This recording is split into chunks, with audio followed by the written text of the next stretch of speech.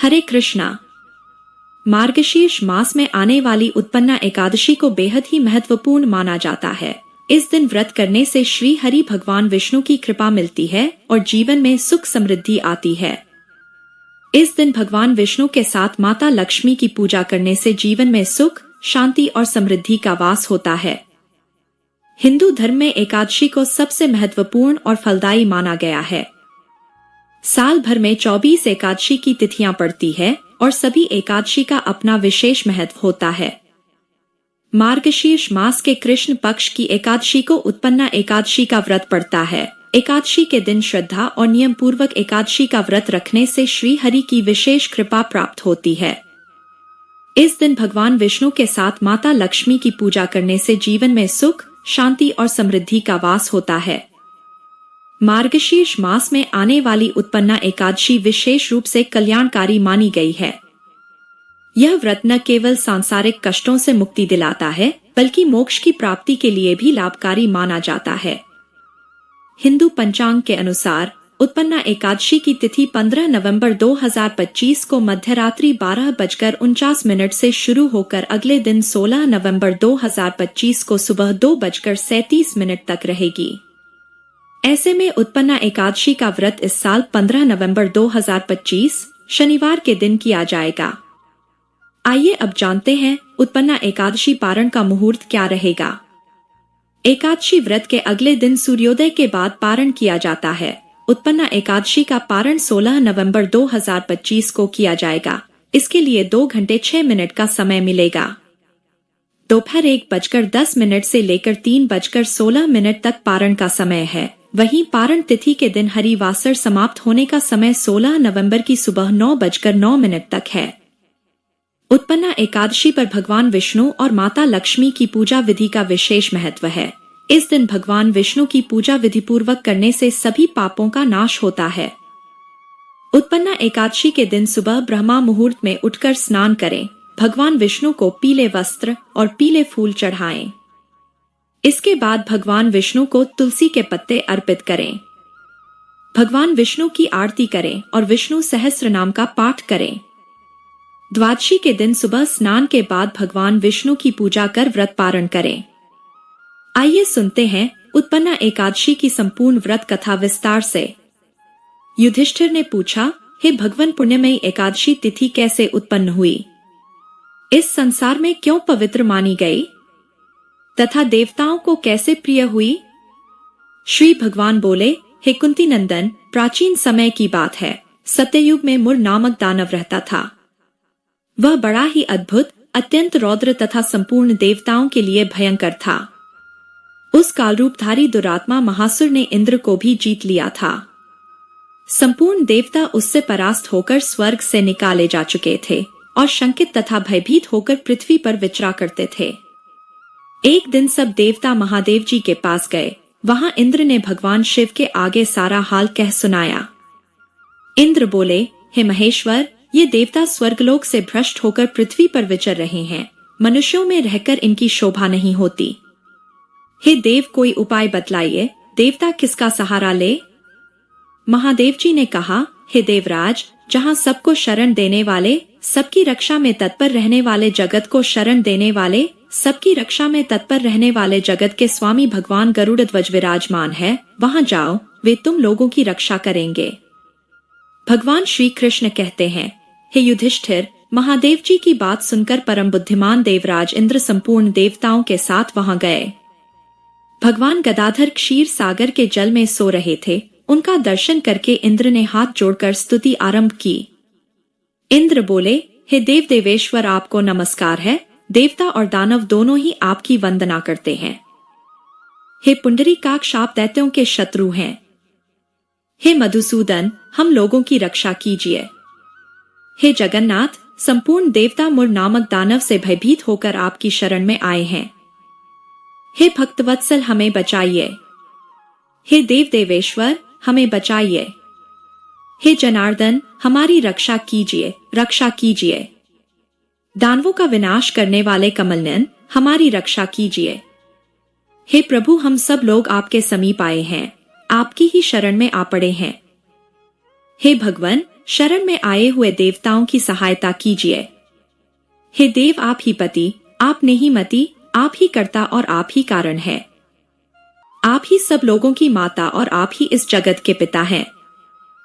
हे भगवान, हे देव देवेश्वर, हे शरणागत वत्सल, हे देवता, भयभीत होकर आपकी शरण में आए हैं।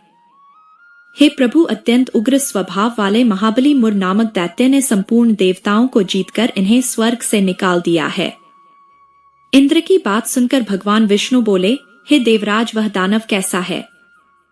उसका रूप और बल कैसा है तथा उस दुष्ट के रहने का स्थान कहाँ है? इंद्र बोले, हे देवेश्वर, पूर्वकाल में ब्रह्मा जी के वंश में तालजंग नामक एक महान असुर उत्पन्न हुआ था, जो अत्यंत भयंकर था।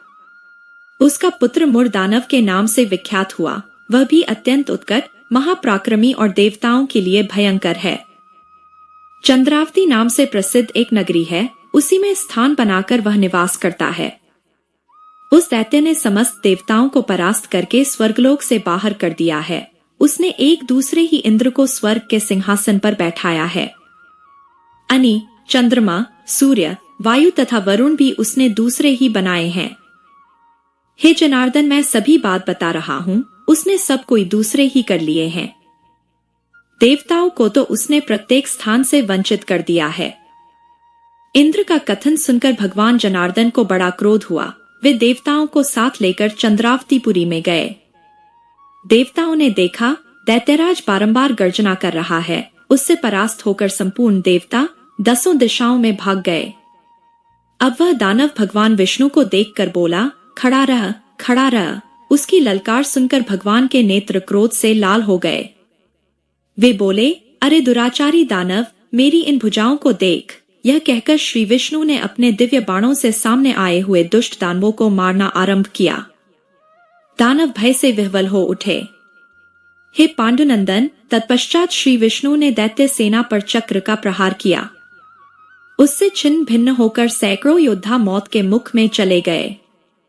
इसके बाद भगवान मधुसूदन बद्रिकाश्रम को चले गए।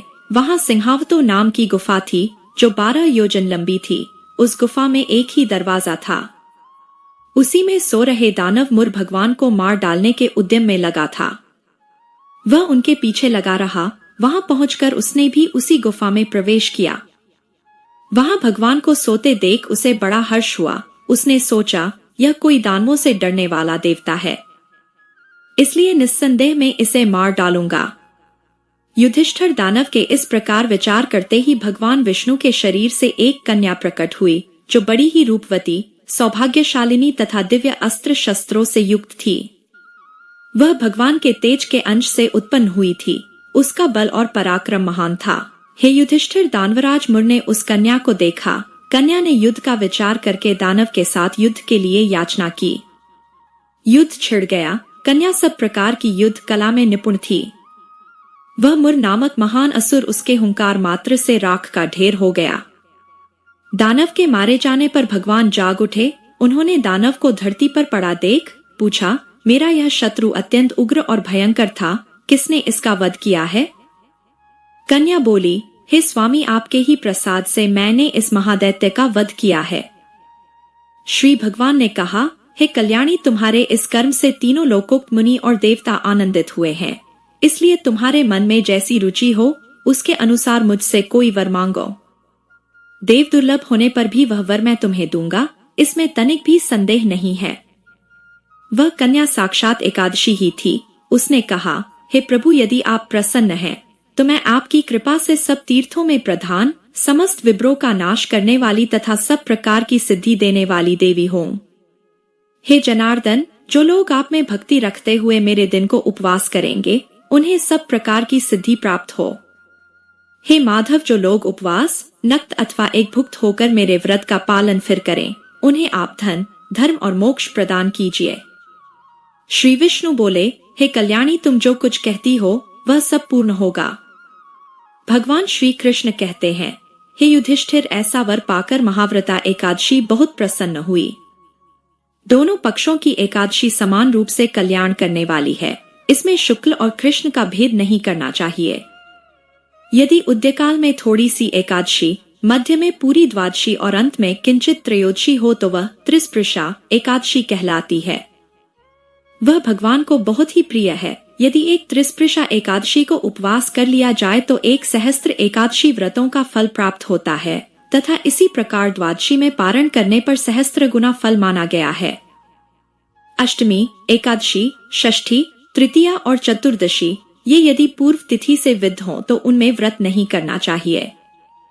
परवर्तिनी तिथि से युक्त होने पर ही इनमें उपवास का विधान है।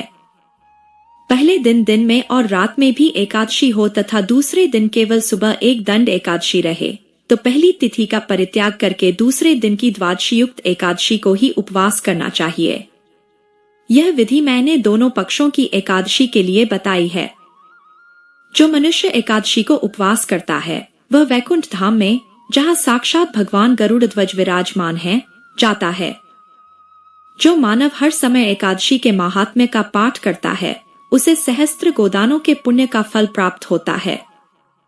जो दिन या रात में भक्ति पूर्वक इस महात्म्य का श्रवण करते हैं वे निस्संदेह ब्रह्महत्या आदि पापों से मुक्त हो जाते हैं। एकादशी के समान पापनाशक व्रत दूसरा कोई नहीं है। तो दोस्तों, वीडियो को पूरा देखने के लिए आप सभी का धन्यवाद। इस वीडियो को लाइक करें, चैनल को सब्सक्राइब करें और कमेंट में जय श्री हरि अवश्य लिखें।